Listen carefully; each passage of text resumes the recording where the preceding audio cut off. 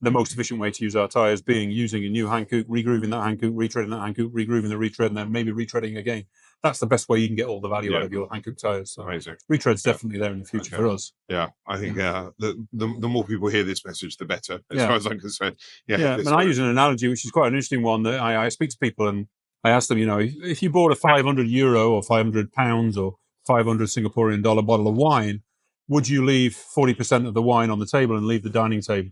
You're not going to do that. You're going to drink every last drop. You're going to shake it upside down in your wine glass because you know that all that value of the wine. Yeah. Unfortunately, today in Europe, if that's representative, 40% of the wine is left in the bottle by most hauliers. Yeah. That means they're not regrooving the tyre. They're not retreading the tyre. They're not putting the right pressure in the tyre. And they're buying a €500 tyre and then they're leaving at least 40% of the life on the table and returning that tyre to their distribution partner, not regrooved, not retreaded, and not managed properly, removing it at 6 millimeters, for example, rather than 2 millimeters.